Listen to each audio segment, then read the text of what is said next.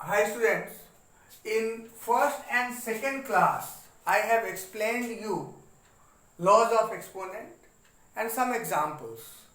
Again I'll explain you some more examples and then I'll give you exercise to solve.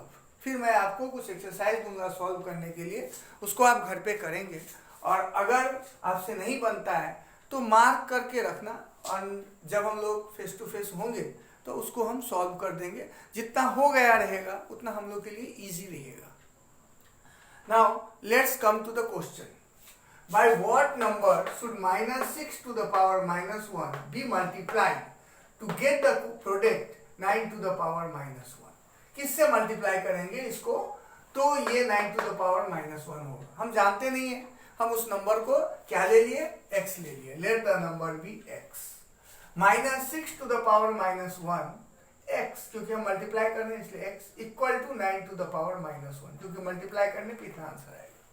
और x equals to 9 to the power -1 by 6 to the power -1. आपने देखा है कि अगर यहाँ पे जो रहता है उसे डिवाइड हो जाता है, तो मैंने बाय नीचे लिख दिया.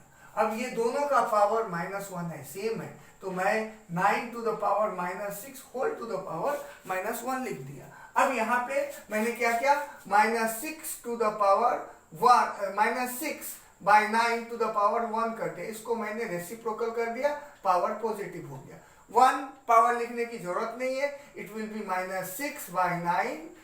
तो इसको हम रिड्यूस करेंगे तो क्या हो जाएगा, 2/3. यहाँ नेगेटिव था इसलिए -2/3. The number is -2/3. Similarly now the question is by what number should this be divided to get the quotient 4/27 to the power -2. अब नंबर क्या है हम नहीं जानते हैं, तो हम उस नंबर को क्या पकड़ लिए, x, और डिवाइड कर रहे हैं इसलिए बाय x लिख दिया मैंने. अब मैंने क्या किया, क्रॉस मल्टीप्लाई किया. क्रॉस मल्टीप्लाई करने पे ये क्या हो गया, ये इससे मल्टीप्लाई होके 4/27 टू द पावर -2x हो गया इक्वल टू इतना. तो फिर x के साथ जो नंबर है वो इस इधर आएगा तो क्या हो जाएगा, डिवाइड. तो मैंने इसको -2/3 whole to the power -3 divided by 4/27 to the power -2.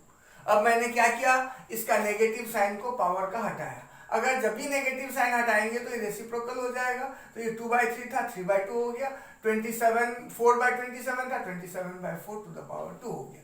अब यहाँ डिवाइड है, जब डिवाइड रहता है और फ्रैक्शन नंबर रहे तो राइट साइड में जो नंबर होता है वो क्या हो जाता है, रेसिप्रोकल. इसलिए 4/27, ये 27/4 4/27 हो गया. ये 3 बार था, -3/2 -3/2 -3/2 इंटू ये रेसिप्रोकल हो गया 4/27 4/27. इसको मैंने कैंसिल किया, ये आंसर क्या आया, -2/27, जिसमें ये 3 बार नेगेटिव था इसलिए इसका आंसर जो आया वो नेगेटिव हो गया. And the number is -2/27. Yes student, some more examples.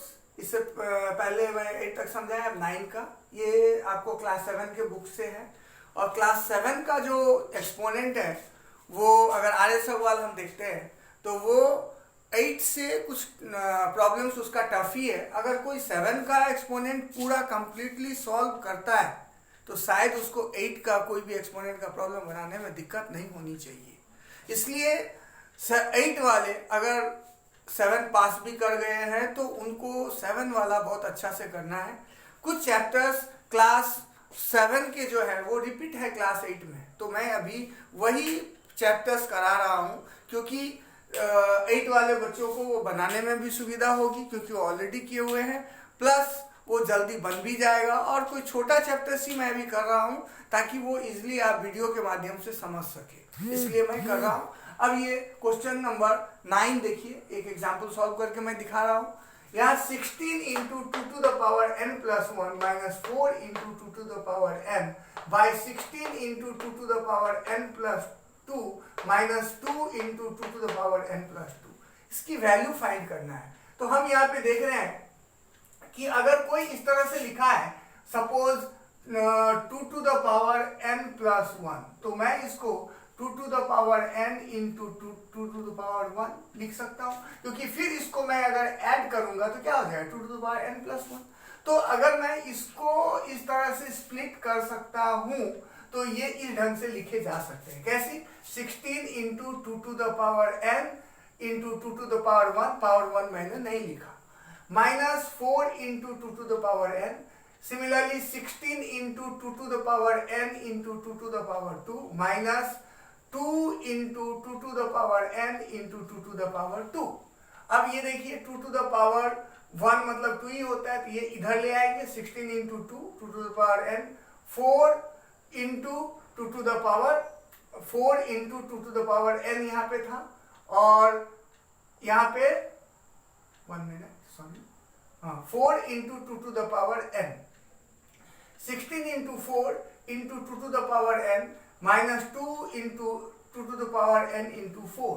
अब यहाँ पे देखिए ये क्या हो गया, 16 टू जा 32 2 to the power n, 4 into 2 to the power n, 16 4 जा 16 4 जा 64 into 2 to the power n, 4 2 जा 8 8 into 2 to the power n।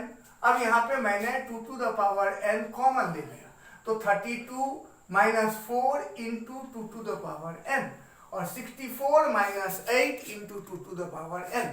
अब ये 2 टू द पावर n दोनों में कैंसिल हो गया, तो क्या बचा 28/56। अब इसको भी अगर हम रिड्यूस करेंगे तो 28 1 जा 28 2 जा, तो ये कितना आ गया 1/2।